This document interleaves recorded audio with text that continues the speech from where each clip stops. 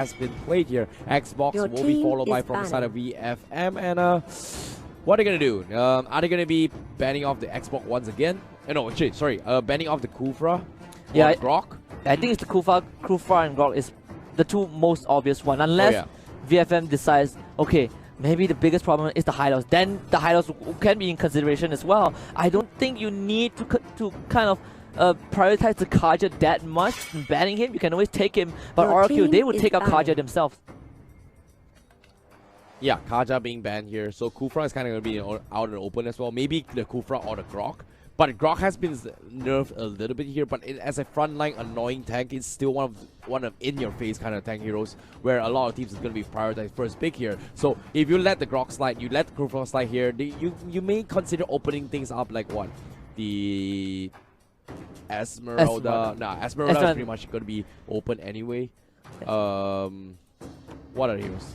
Cho is kind of open as well, but I'm surprised no one actually banned off the Cho or picked it.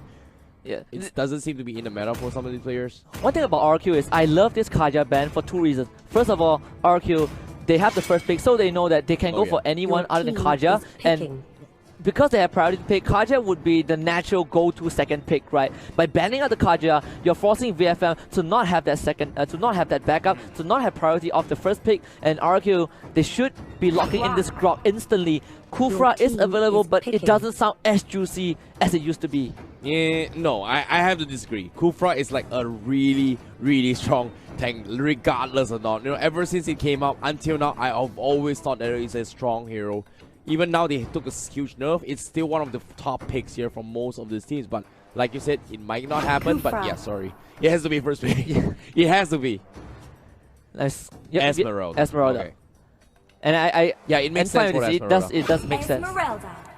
It definitely makes sense just because the hideout is kind of out on the pool as well. Not many heroes can actually deal with it here. But RRQ, they have a little bit of flex pool as well. I've seen a couple games where RRQ, they actually play the Kagura on the mage role. If you don't exactly want a Harith pick here, because Harith's shield kind of like gets negated from all this shield burst, or maybe even the burst coming from Esmeralda themselves. So I'm not too sure exactly if they want to poke it off, but they're going to keep it out and open here. But now Lolita getting picked off here, so Kimi is going to be kind of denied here from RRQ, considering that they picked off the carry already. Yeah, and great block pick from VFM as well. And I like the fact that you bring up Kagura, because RRQ, Lemon from RRQ is the one that is the top Kagura in the region. Since that he won't be playing today, it's totally fine. RRQ still have that in their pocket if they want to bring it out. But that Lolita pick, RRQ, they picked Lolita in game 2 against Evos. So now they're gonna go up against the same pick that is denying that Kimi that we expect to come out. And because of that Lolita, RRQ says we're not giving you Granger because it is such an gonna be an obvious pick for VFM if it goes through. Yeah, the Granger pick will be really nice here. Good smart ban there coming from RRQ, just because the Lolita is kind of in the favor of VFM. They don't exactly have an answer or counter to actually block off some of the bullets coming from Granger. But if they force VFM to go for the Cloud again, I'm pretty sure RRQ has an answer for that. And Helker is kind of still in the pool as well. They didn't exactly show their off-lane pick from RRQ. So they have the flexibility coming from Sin's drafts, especially from Sin's draft, and also I Am Jago's draft, where they can play most of the assassins off-lane roles, and also from the mid row here coming from RRQ. So I feel like the mind games is going to be in the factor here, but VFM seems to me they're going to be prioritizing on the Tamus pick here. I wouldn't be surprised to see the Hellcut pick once again, but it's going to be tough because the Kufra is in the picture now. Yeah, and Hellcut would not seem to be such a juicy pick, at least for RRQ. The Tamus ban, same as last game. You don't want to deal with this really strong solo lane fighter, and just not ideal. And Leomord, I did have this hero on my mind for VFM simply because last game it did not go well at all for them in any of the lanes. Leomord is one of the safer picks, has minimal counters minimal heroes, able to survive through the early to mid phase regardless of the situation, and has decent scaling. Yeah, the Phantom team is going to be one of those teams that are going to be focused about as well. I like how they ban up the Tamus. RRQ is going to be figuring out how do we deal with this with this Leomord here. Seems to me it's going to be the Badang God special. We are talking about some wombo combos coming from RRQ, and I like how the Badang can kind of shut off the Leomord a little bit here. Early phase is not that great here, but it was the mid to late game here. If you're worried about the Phantom team here, why not just burst it down on the spot then and there? Yeah, and because of that, of course, now Liam poses an extra layer of threat, right? You have Vin, you have Liam, these two frontliners.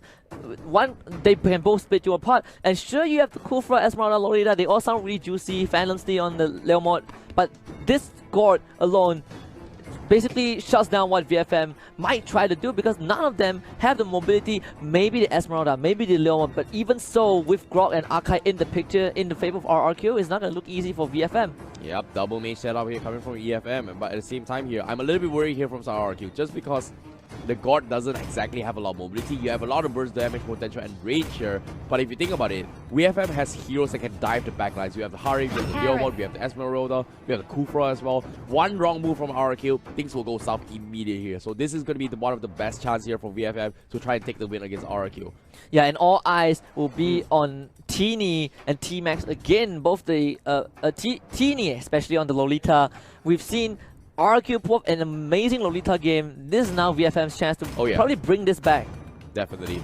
And Retribution up on Harif as well. So this is where VFM is going to try to contest some of those total buffs or maybe the steals here. Whereas RRQ is going to be focused on those kind of team fights where they are going to force themselves that, hey, we need to win every single team fight. We don't need objectives. We don't need to steal here.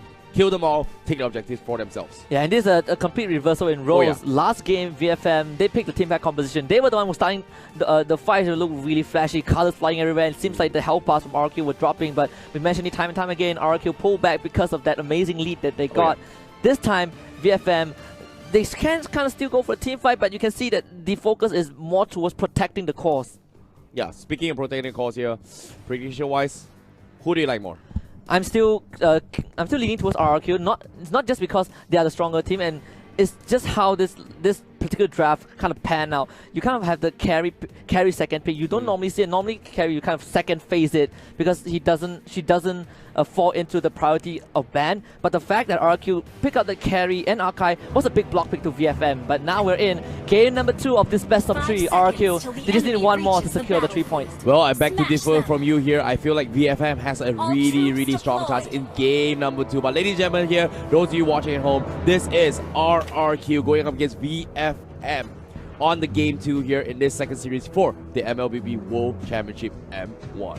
Yeah, I think if VFM can take this away, it's definitely going to be that big upset that a lot of teams might not have seen coming. People were looking at Evos to be the team that kind of take down RRQ, at least take one game out of them and draw bloods from the Kings. But if VFM do so, that's a big statement from possibly a team that no one paid too much attention to, at least in Group A. Oh, I like what RRQ is doing here. They're going for the triple wooden mask. They're going to leave the Badak all by himself up alone here to soak a little bit more XP and go for the pre-4 stages here, trying to get at that level 4 up as quickly as they can before they take the next team fight. They want to shut down this Esmeralda relatively quickly here, and that's exactly what RRQ is trying to do. Whereas VFM, they are going to be using their usual play styles here. Yeah, and I like the respect given from RRQ in comparison to the first series against Evo's SG, where they were like, "Hey, we're gonna walk right into you and take you on." RRQ for this series at least, they've been playing a bit slow, maybe because of what the uncertainty of what VFM can bring to the table, but at the same time, it's just patience from RRQ. Just amazingly good discipline from this team. Yeah, how long can they be patient? That's going to be the question here. They have the Grok to go for the aggression here, but I can see that they're going to be using the Grok not just as an aggressive open, kind of like an open ward where he's going to be opening up the map here, but I can see that it's mainly used to try and zone or push back any guys from VFM from diving the God from behind it, which is exactly what they're trying to do here. I am Jago, he's already have the 4, is he going to go for the laser beam? Let's see, but as of now, Lucky. They do find Lucky, but here comes the fantasy for Teeny. Jump straight on the tutorial, will get the pushback onto him, and here comes Sai. They're going to flicker right in, and Teeny will get the first blood onto Carry. Very well done. Liam goes down as well. That's the double kill for Teeny, and guess what? VFM, they want to go for more.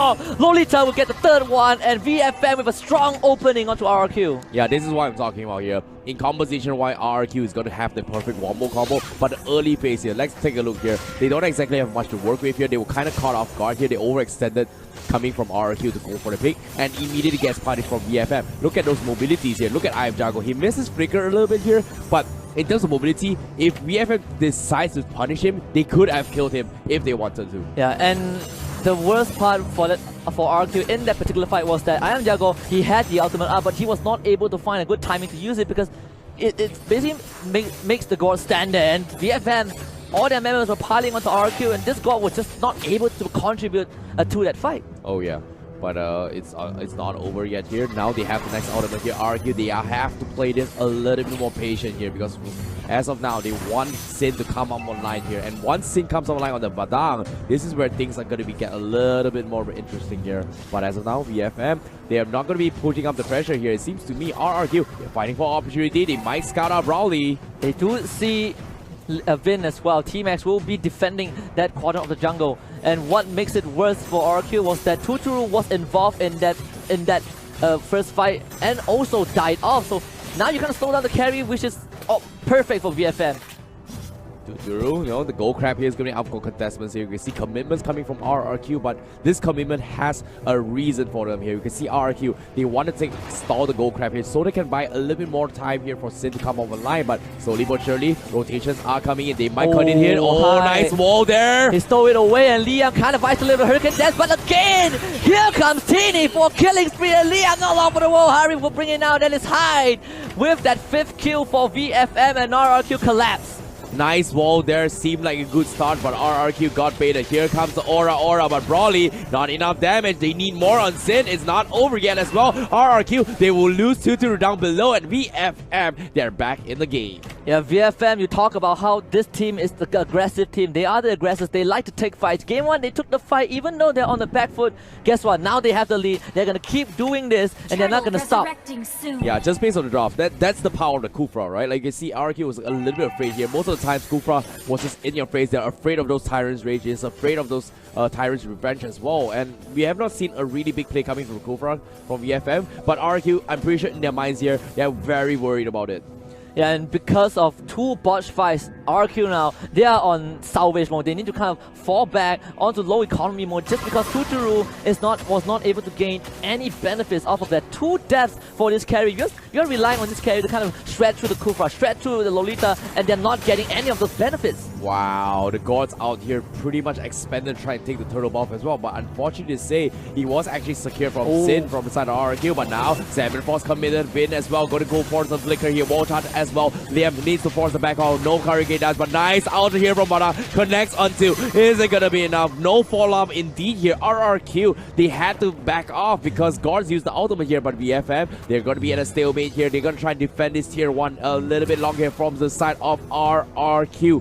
VFM, Calamity Reaper up on high now. They're going to focus on this tier 1, but no, the Hurricane Dance from Leon takes the Phantom, takes Teeny away. They get 1 kill despite that, and RRQ, that is going to be a small reward there. Yeah, that is going to sting for VFM, and the idea was correct.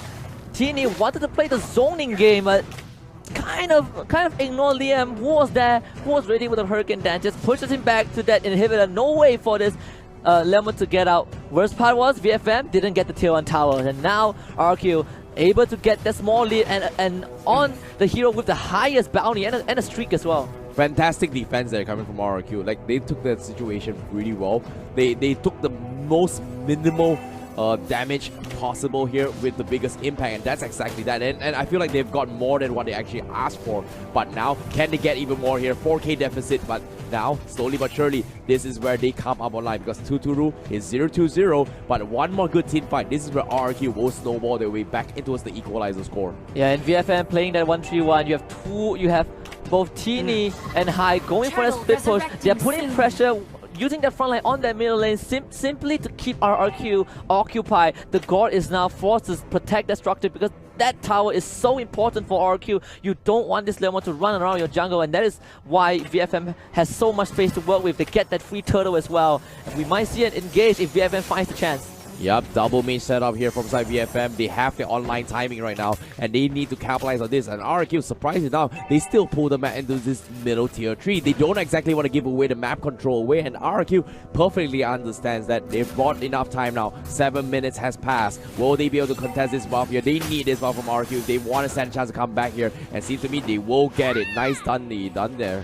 And the second time that RRQ was able to secure that buff, but for the first time RRQ bleeding a bit against VFM, has lost all that tier 1 tower going to be VFM taking more and more control, and this is where it starts to get scary. You have this Kufra and Leomord running together as a duo, constantly trying to invade the jungle. Sin is not going to be in a good place. Uses the bottom out, gets the pushback, but the damage is not there. T-Max does come in to join the fight, but Sin will survive that, and now RRQ gets the wall into Lucky, block him more, but not able to convert that into anything, and now I am Jago a bit isolated to get the core stun, but this is the immobility that you mentioned. VFM will find one, and Sin will be called out as well as Broly will dance on him for that revenge. Badang taken down. Yeah, VFM with 2. Not gonna be able to do anything about this here. Grok here trying to go for the protection phase, but now he's gonna try to open the map a bit here. But where's the fallout? They've lost Sin, they've lost I am Jago. They need Tuturu to come online, and that's gonna be the game plan here coming from RRQ. But will they be enough to buy enough time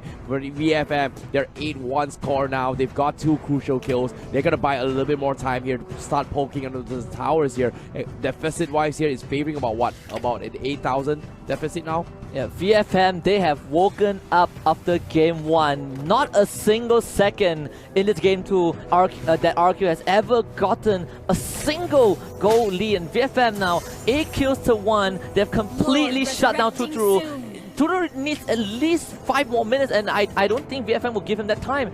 This is where the Lord will respawn, and VFM, they are ready to take on this fight if RQ dares to step forward.